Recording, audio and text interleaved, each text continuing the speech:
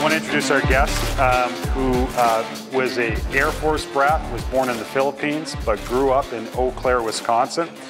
He played his junior hockey in the USHL for the North Iowa Huskies under the mentorship of the legendary PK O'Hanley. He then moved on to play baseball and hockey at Wisconsin Eau Claire before graduating to Madison of the United Hockey League.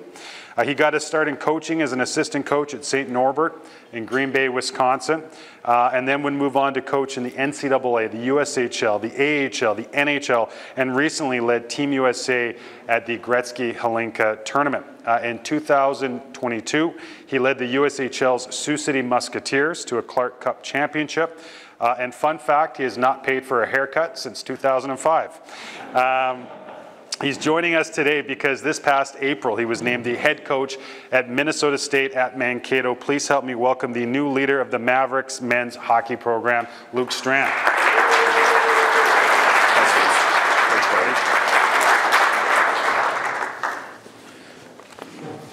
All right. Haircuts might be more expensive now. Well, I bet with all the money you saved, probably covered the bar bill at the wedding this summer, eh? Fast, I bet. So listen, you know, I was thinking about this morning. We first met, gosh, it would have been, I think, 2001 when you were with Tim Coughlin, great man at St. Norbert. We meet again when you're with the Abbotsford Heat, Calgary's affiliate, through our pal Ryan Pinder. And then obviously, you know, you've been gracious enough to support what we do at the coaches site. So when I saw the news, man, I was so pumped up. And when I found out we were going to be doing this, our show is sponsored by State and Liberty. It's a men's clothing store. So when we found out we were doing this, I phoned them up and I said, hey, I need a purple blazer for this. I got some purple polka dot socks, and we're all in on the Mavs this year. So I read that in grade 5, you wrote a paper that said when you grew up, you either wanted to be a fireman or a coach. And I don't think you specified whether it was a hockey coach, baseball, you just wanted to be a coach. So when you're driving up here today and you know, you get this opportunity with Mankato, like the season's a month away, what's running through your mind? What's top of mind? Well, if I go back, we're talking about growing up, that'd be a good start, I think, maybe. It's just the process of the opportunity along the way. I was blessed with great youth coaches, surrounded by people around me the whole time. I think that brought us to a respect level for coaches at the youth, all the way through high school, junior. The fireman side would have been maybe the easy one. I could be retired by now if I'd have been a fireman. I think big picture for us in Mankato right now is just building relationships. We are constantly working hard to know our guys at a better level, deeper level. Really, I think entrenched in the idea of the next layer of player that's going to get to school, but really focused on the guys that are just foot present right now. Well, that's interesting because, you know, we caught up a few days ago and you said that, you know, culture isn't about putting slogans on the wall, it's about building relationships. What does that process look like as you kick off year one? Yeah, I think, well, it doesn't matter. And the one thing I could, just to the audience, just say, like, whatever problems we have, you have. Whatever problems you have, we have. There's no difference. But I think we move at the speed of trust. So the idea that we've got to get them to know how much we care about them before we ask them to care about what we're asking them to do. So whether that's in the relationship building of family and where they are in their life, whether that's their game and where they want to take it. I think there's a lot to learn from the past. There's a ton to focus on right now in the present, and then you got to plan for the future. So we're trying to help, I think, in all of those facets for those players in their lives to continue to grow. We just want to make sure that they know. I think culture is love tough. I don't think it's tough love. I think you've got to put in the work first. You've got to understand that the only way to get something back out is what you put in. So we got to deposit, and as a staff, we're working hard, but I can tell you the guys have responded in a very pleasant way. Love that. Love that. You know, Mankato's coming off a pretty good run, back-to-back trips to the Frozen Four, number of players have signed tickets in the NHL. But it's predominantly been an older roster. A lot of players coming in after they've aged out of junior. There's a lot of young talent in Minnesota. You know, how do you approach team building now? Do you get in on some of these younger players in the state? Yeah, we're gonna. I would tell you, in hats off to Mike and the program and all of the things that have been done before we got there, which we feel is vital to the success of the program and a big piece of the opportunity that presented itself because Mike had done such a great job and you know got an opportunity for another job. But we definitely are. I've had more success coaching younger players and putting players in a development phase that are going to bring them along. So we're going to work hard at the young group. We've had a number of 07s on campus. We will continue to recruit those players. Not to say this the wrong way, but I'm not going to wait in line for another school. We're gonna get in on some young players for sure, and we do feel that the opportunity, I think, for the young player to come in and grow as not only a person, as a player, but they've got to have a future. And I think our proximity to not only Minneapolis and the metro, but just being in the state, you end up catching kids, you know, cross-border in Wisconsin that are close. You've got all the USHL at our fingertips. So the younger player is definitely going to get recruited by Minnesota State. That's great. And you know, your staff's unique. So, I mean, most, I think, college coaches, you know, probably come up through junior, work their way up as an assistant. But, you know, yourself, you 2 stints in the American Hockey League. Troy Ward, who's just an amazing coach. You know, he was a head coach in the American Hockey League. He's been in the NHL. Keith Paulson, who you brought on, you know, comes over from the Iowa Wild, Minnesota's farm team. What can you offer young players that have aspirations to eventually play in the NHL? Well, I think it's one thing, you know, I will tip the hat to the guys that have played in the NHL because there's tons of experience. When you haven't played in the NHL, but you've had to create avenues and opportunities for those players to get those opportunities and chances, I think you learn a lot. And I think our time, the American League is a huge breeding ground for development, a huge breeding ground for the idea that you're going to change their future, not only as a player, but as a person, as a husband, as a father, as all of those pieces. But for our experiences in pro hockey, I wanted guys that knew what the next level felt like, tasted like, and needed to be like. And give our guys, we want guys that want to play on TV. We want players that don't just want to come because we didn't get to go to a different school. We want a guy that wants to come here, turn into a pro, be ready to hit the ground running at the pro level, have those experiences. And I think we've got the opportunity as a staff through our time to offer those that is very unique. I don't know how many, I don't know, you'd have to do the math on the number of years of pro hockey in our staff, but it's a lot. It's a pretty big number. It's a lot. And you know, like just sort of reading, you know, the press release, watching your press conference when you got introduced, you know, the narrative seemed to be, you know, your work ethic and your attention to detail. And I don't want to take away from that because I know that that's real. But, you know, when I talk to other coaches in the community, you know, the one thing that they really point to is your ability to develop players and make players better. And I think that, you know, lots of coaches can get up on a whiteboard and, you know, explain where F2's got to go and getting high. But it's another thing to look at a player and say, hey, you know what, if you bring your inside shoulder up and back, you're going to, you know, your turn's going to go better. Man, if you get your top hand away from your body, you're going to get a bit more velocity on your shot. Where did you acquire those skills and that ability to develop individual players? Man, I've been fortunate because I've been a mic coach, a score coach, a PB coach. I've had to have that balance of being a dad at the same time as you go through those levels.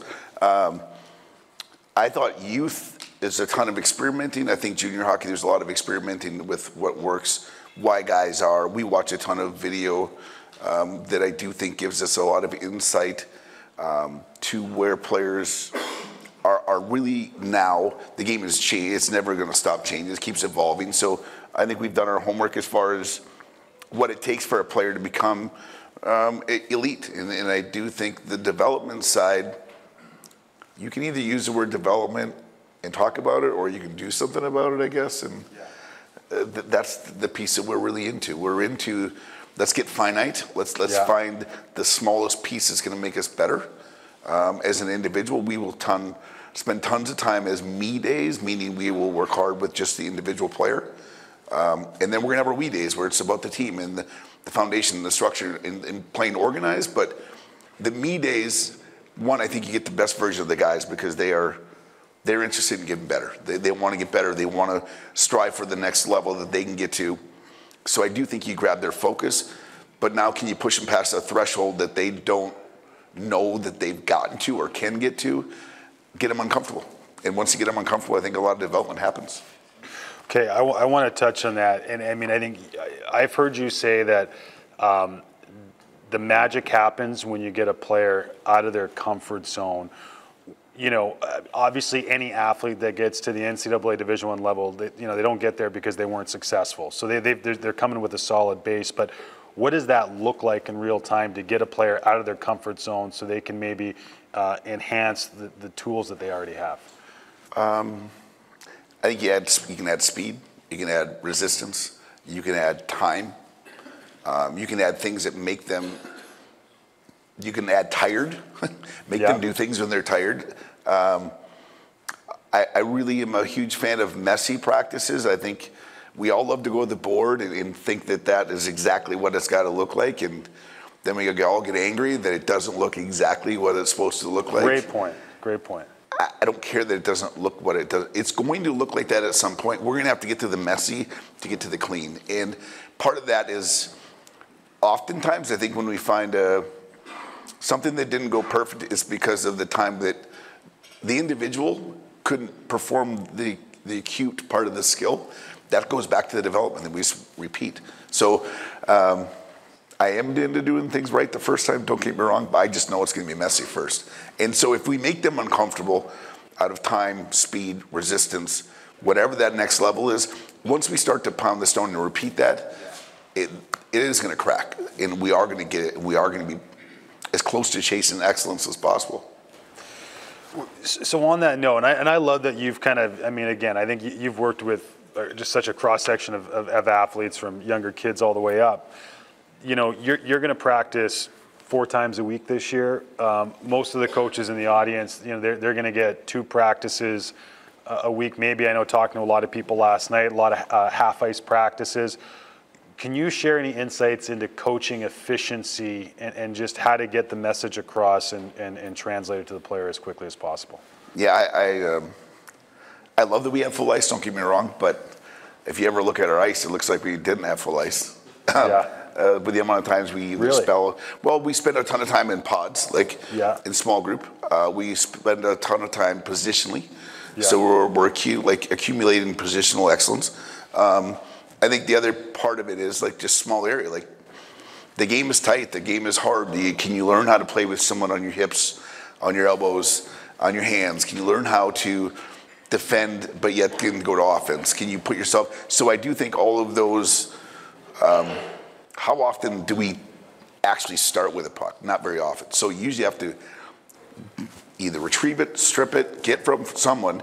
So can we start things that way? So we spend a lot of times on, I think for me, the smallest pieces that add up to be the biggest. And if we don't, we're going to be really frustrated that we don't have the puck when we want to have it, because you got to work hard to get it. Totally.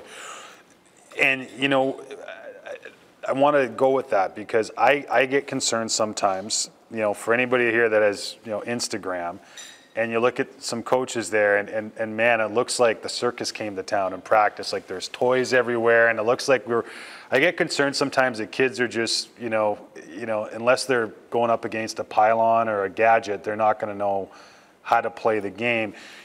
You did a presentation for us in 2020 at our virtual hockey summit, and the title was In Zone Offensive Situational Skills. You were at Sioux City at the time, and I would encourage anybody, if you go to our website, just search Luke's name, it'll pop up. It's a masterclass. It's awesome. But what's great about it is it's progression based, and it's simple.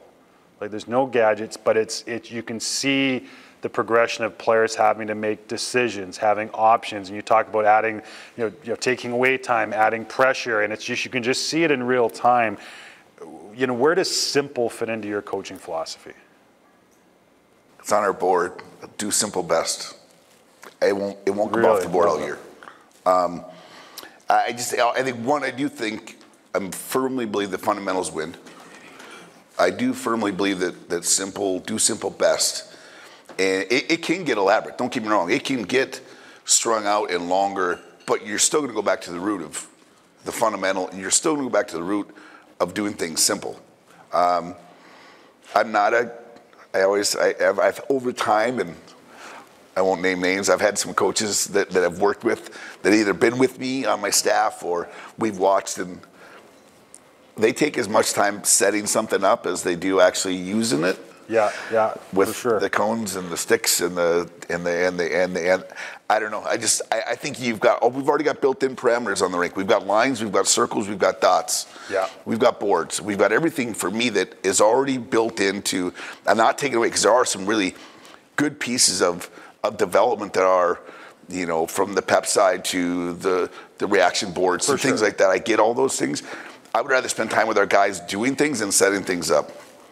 You don't have an army of people to set them up, so you're usually taking away time that could be used for them in the setup process. No, and I think that's such a great point. I know, even the NHL coaches we work with, where it's gone from they want to be on and off the ice in 35 minutes. Their whole mindset is looking for ways to be no time at the boards, one drill to the next, many reps as possible on and off the ice. So I think that's really sound advice. I think sometimes when we think of fundamental skills, we think of skating, shooting, passing, but maybe drilling down in some of those areas. Can you point to any foundational details or pieces for at the youth level where you'd say make sure your kids get a handle on in these areas if they want to really excel?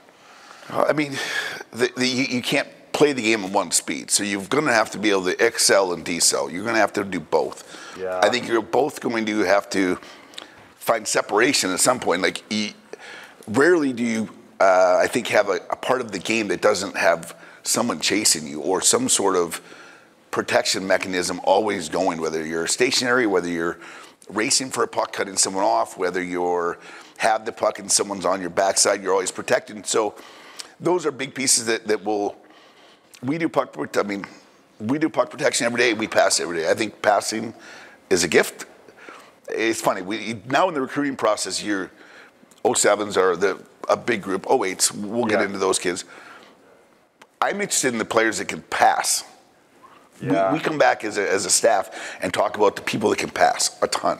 Now, whether the receiver can receive it, that's not necessarily the passer's fault. Yeah. Ideally, the receiver would receive it, but you can't blame the kid who uses the middle of the rink properly, makes the play, maybe it doesn't get received and ends up in the back of your net, and you're mad at the passer. If you really rewound, the passer was correct, the reception didn't happen, and now you just scared a kid out of a major skill of playing inside the dots because they made a mistake. And we spent time this morning with a recruit talking about, I want guys to make mistakes. If you're not making mistakes, you haven't gone for it. If you're going to play without making a mistake, we'll learn how to recover from our mistakes. Hopefully we don't do it in the middle of the living room floor in a big pile. It's more of in the corner, don't get me wrong. But we're going to learn how to recover from mistakes, but we got to be able to make mistakes. Well, so I'm a little inspired. Bob Bancini last night took us through a little role-playing exercise, and kind of in that vein, I'd be curious, again, you're going into a new program, kids are going to learn a new system, mistakes are going to be part of the process, no doubt. Obviously, for everybody in the audience, they're coaching kids where mistakes are going to happen on a daily basis. When a player makes a mistake in game, comes back to the bench, I'm a player, I come back to the bench, how does that get handled to make sure that, you can move forward and progress? I think it's our job to know how the player learns. It's our job. We have to learn. Do they learn verbally? Do they learn by a whiteboard? Do they learn by reps? Like, we have to know that. So when they come back to the bench, you could probably revert back to the idea, do you remember in practice on Thursday when we did X? Yeah. That wasn't really the play right there. Or vice versa, you know, can a young player be coached publicly? Like, can they actually? That's a great point. Can they take it with others around them, or do you have to be that player? Maybe you have to go to them first, privately, over their shoulder, in their ear, explain that. And by the way, I need to share this with the rest group so we don't make that same mistake as a group. Sure. I think you've got to. That's our job. I mean, coaching one thing, gang. I think the XO's part is what it is. The person that's going to receive the information, that's really our job to understand that part. You know, just looking at when you started your career, would the communication piece, the relationship piece, would that be the biggest evolution or change, do you think, since you started? Yeah, because it used to be like, because. Yeah. And now we are because. I would say that. I would say, you know, I go back to college. Maybe one of the best hockey guys I've ever been around in my life. Cogs would have so many. There's a book out there called Death by Meetings. Don't get me wrong. So I don't say have meetings all the time, but he had enough individual meetings where the guys. It got to the point where he didn't have to talk. He just had to look. Once he looked at him, the meeting was over. They already knew the information was already perceived. Yeah. And it wasn't even bad news either. It could be equally as good. Like, catch them good. Like, we always talk about catching a player good. It's our job as coaches to. So when that same player comes off and made that mistake we were speaking about earlier, if it's the first thing they've heard from you, then shame on you as a coach, I think. Yeah. If it's you've already caught them good, it's probably easier to receive the bad because you've already put some money in their bank. Totally. You spent 2 years with the Houston Aeros. At some point, I have a goal. I want to do a documentary on the Kevin Constantine coaching tree because it's unbelievable the amount of coaches that have gone on to the National Hockey League, junior college hockey. But I'm going to assume, I don't know, but I know everywhere else he's been, part of being on that staff is you better know how to operate a spreadsheet. You better know how to count, and you're going to get some projects on how to break the game down. And I know that if you paid me $1 million, I couldn't explain to the audience how to calculate Corsi, but I think sometimes we get caught up with analytics that it's these big fancy stats where it's just really, it's measuring. Just based on maybe what you learned on that staff and what you've continued to learn and throughout your career, what have analytics told us about maybe some overlooked aspects of the game and player development? I wouldn't recommend FileMaker Pro. That was really tough to learn how to use back then. I think, and I'm with you, I do think a lot of the analytic part, utilization for me is the idea that you've got to learn from what's happened. And if there's a way to understand what's happened, not just the outcome, but the actual what happened and how it happened, that for me is where analytics can come into big, like we'll do. And I think every youth coach can do scoring chances. You can say how your team had scoring chances, what area of the rink did it cause? Did you get it from the end zone offense? Did you get it on the rush? Was it a great breakout to stretch? Was it something in the new? How did you generate? Was it off a face-off? And vice versa. You can learn that, wow, we are taking in water in our D zone. Yeah. You better work on D zone. Or vice versa. If you're not having many in-zone offensive scoring chances, you better work on your in-zone offense if you really want to keep excelling. So we use analytics that way. I think there's the other side of analytics is there's a person behind the player. So I don't know, like, you get some staggering numbers at times, and can the person run the same numbers? So we would take individual scoring chances by system. So whatever, Wilbs, you're a 6-1 that night, and 5-year chance on the rush, and you only have one end zone chance for you on the end zone. So why? Like, are you not recovering pucks in the end zone, or are we just a one and done? You're a 0, so good for you. You were complete on the other side of the puck. Now, that side being said, like, there's going to come a time where you're the 0-6, and it wasn't your night. So the person behind the analytic is, okay, now really what's up with Wilbs? Like, your girlfriend broke up with you. I didn't realize that today before the game. Or I'm sick. Yeah. I'm really ill. I'm ill. Or grandma's in the hospital. All of those people, I think having a little bit of a tracer and a track and a trend, it's way more than the game to me. That's great. You mentioned earlier video, and it's amazing. I mean, gosh, I think like 10-year-olds now, I mean, that's just how they take in all information, and then including, you know, their sports. You know, I think we can all appreciate that at higher levels, you know, teams might have like a team video session, but in a one-on-one environment, how do you leverage video to teach? The other part, going back to Kevin, would be this. I strongly feel they're not afraid of the doctor, they're afraid of the needle. So if you come with a whack of video that's too much for them to get, the next time they don't want it. If you keep getting them a little shot of it here or there, they'll take it and they'll grow from it and they'll remember it and they'll retain it. Great point. But I do think like the individual video for me is we're probably a 2-to-1 good to bad. There's going to be something poor that we have to show. Yeah. Usually, if there's something poor that's going to show up in a video session for a team, I'll give that player a heads up prior to, like, just so you know, you're going to show up. It's not good. Yeah. You can't show up next week too. Yeah. You know, fair, like, yeah. But we all have to learn from that inexpensive experience. So your experience is making us better. That part for me is very valuable. I also, on the other side, is the accessibility now to unbelievable video from, you hit it, from the YouTube to Twitter to Instagram. That's so clippable. You don't need to be breaking film down for 3 hours. You don't. Yeah. Somebody else is, God bless them, has already done it. Yeah. Yeah. And it's very applicable for you, even though it could be McKinnon. I also have the other hard part of like, see what McDavid's doing here? There's one McDavid the last time I checked. So like, when little Joey is trying to be McDavid, you're going to be disappointed that he can't pull off what McDavid just did. Yeah. Well said. So we got to find probably a balance about it.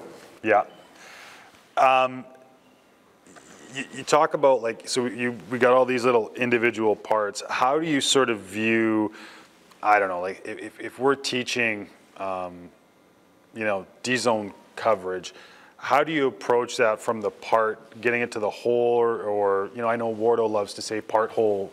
Part. Whole, is that right? Part, whole, part? Yep. How do you assemble that? And I think, you know, especially at the younger levels where, you know, you might not get all the way to the, you know, 5-player D-zone coverage, but you might start with some basic elements that, you know, eventually get you there. How do you view that? Yeah, I think every both sides of the puck, every zone, all 3 zones for me, from face-offs all day, I'm a huge believer in the part, the whole, the part. I think when you're in the hole, somebody can hide. Yeah, that's great. Because their little portion of the hole is not being exposed. When you're in the part, so if you're talking coverage, could you go back to the root? Could you start the one-on-one? Could you start the part being the one-on-one, but now who's going to be second to help? So do they have awareness? Can you get to the part where now it's really 2-on-2 out of a corner, which is going to be a shutdown corner, and there's going to be a third to be a responsive player? Because oftentimes I think we want to get into the hole, but the parts aren't good enough to like do anything about the hole. So we've got to get into the individual piece to get to the team, and then oftentimes when you go back to the hole, some part of the hole is missing. You're not very good at it. And you got to go back to the parts to figure that out. And you might have to change the parts up. You might have to change a different situation up. But I also, at that point, feel that it really, really will push someone for recognition to action, because you get to watch others in the one-on-one scenario. You're learning from those scenarios. Yeah. That's really important on the parts. So, man, you had a heck of a summer. So again, you get hired, you got to move, you get married, you coach Team USA at the Hlinka Cup. I would have to think that's a very unique environment in that, you know, you're just getting to know a whole new group of players in a condensed amount of time. You've got players that are going into their draft year. If they're pulling on that jersey, it means they're pretty damn good. Nobody's going over there with aspirations to play on the fourth line. How do you look at team building and I guess at the same time putting players in an environment where there's not so much structure that they can't play on instinct, because you probably don't have enough time to build too much into their game? All of the above. I think there's got to be value. Yeah. Every player's got to feel the same value. You get to that opportunity, I don't think fair and equal are the same. They're just not. Yeah. You're trying to win a medal for your country. But at the same time, they've got to feel valued. So are there 6 minutes as valuable as someone else's 16 minutes? Yeah. Are the power play guys is as valuable as the penalty kill guy? Or is the shutdown D going to have as much value to our team as the kid who might turn over a puck and turn it into offense for us? Those, I thought, were big pieces. I had an incredible, great staff. Guys that had, Jimmy Mullen and Czech Lorek had worked for NTDP. I thought that was very valuable for us. Carl Gehring had a great handle on, did the power play. Nick Oliver did the PK and ran the D. I thought the mesh of everyone was really valuable. I thought I didn't want to coach the whole team. I wanted them. They're good. They're really good coaches. But I did want a definite impact on how a player should feel valued, and can they leave their ego at the door when they put the jersey over. It's our country. Can whatever you've done in the past that got you there, can that be parked so the greater good of us is going to come out? And some guys really thrive at that, and they're going to be really good for it later on too. Some guys struggle with that because it was the first time they'd ever really been asked to do that. So hopefully they can learn from that experience. And I would say as a whole, the guys did a pretty darn good job with it. You're obviously getting a front row seat to other countries. I imagine that be it in the hotel or at different events, you're talking with coaches from other countries. What did you steal or take back with you from that experience? Which is we were talking about prior to this. Like we played Czechia, and before the game, their kids, the way they warmed up. Yeah. I was off ice or on off ice? I was like, we're in trouble. Like how are you and I doing in that warm up? They were in a full out drench. Absolute had to change their clothes to put their gear on. Really? Warm up. Wow. Our guys were playing sewer and high-fiving and doing some chant, and these guys they were cutthroat before the puck dropped. That's awesome. That was really, really impressive to me to see all of our kids were very proud to put on our jersey, don't get me wrong. Yeah. I think the smaller the country, the pride probably goes up. That's fair. And at the same time, we had to talk a lot about, it could be the only time you wear the jersey for our country. Yeah. You better soak that in and do something with it quick. The other part I would just say from the other countries that was impressive is I thought they were so happy for anybody that did well. It was really cool to see. They didn't care that it wasn't their host team. They were really so fond of the good parts of the game and cheering each other on. That's cool. That's really cool. Didn't care who got credit, I guess. You've had, and we talk about Tim Coughlin, like Troy Ward, Kevin Constantine, Mike Eves. You've had a couple of PhDs at this point from a coaching perspective. As you've moved along in your career, what have you, anything that stands out in terms of what you've maybe taken from different individuals? And once you identify something that's worth stealing or borrowing, what have you done with it? Where do you put it? Like, how do you? You're probably not coaching unless you're stealing. Yeah, no, 100%. You better learn from someone else. Yeah. It's great. I've been crazy blessed with great people around me. Got to listen and learn and journal and write and repeat and make them come back up. Is that a discipline? Like, do you My computer is. If that thing ever crashes, I'm in deep trouble. I can tell you that because I dump in there quite a bit. We might have a solution for that. Yeah. And then, check, noted. I think I've been really fortunate. There's a gentleman in my life, Eric Hofberg, Hoffer is a mental performance coach, former IT coach, mega. I'm determined to prove that the person actually makes the player. Like the not so hot person might be a great player. They're not going to survive. Yeah. The good person that's trying to, even if their chapter before wasn't great, but they're trying to be better, they're going to be the ones that succeed. The other ones are going backwards. I'm just sold on it. Big baseball guy, right? Love it. But you grew up in Wisconsin. Twins or Brewers? Cubs. Whoa. Okay. WGN had every game on every day. Okay, so, fair enough. So, like, just your experience playing baseball, and I would imagine just, through your travels that you've had the opportunity to meet coaches from other sports, observe, how they develop players and teams in other sports. Any maybe sport in particular, or anything that you've taken from other sports that has been valuable in how you teach hockey? I mean, we talk about doing simple. You watch a Major League Baseball player hit off a tee before a game at wherever their marker is in their career. They're still doing soft toss. They're still taking 20-foot ground balls off either a fungal or off of somebody's throwing them. They're still working on their release, and they've been releasing the ball. I think all of those combinations, they're still working on their routes about how they run the base path. Like they're still doing all of the little things that I think add up. And then I do think, like, you watch what a great game, the Lions in Detroit, and I get everyone saying, or the Lions and Chiefs, and the Chiefs dropped too many balls, whatever. That's not what that was about. It was about a team that believed, man. That was unbelievable to watch a culture change for a group that got rewarded for believing in what they were going to be able to do. That I love to listen to coaches. I love to listen to youth coaches. We still spend our time watching youth coaches.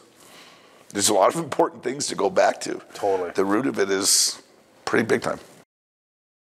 I want to close on this, and I can't remember where I heard you say it, but it was one of the interviews you did once you got hired at Mankato, and it was that great players embrace hard coaching.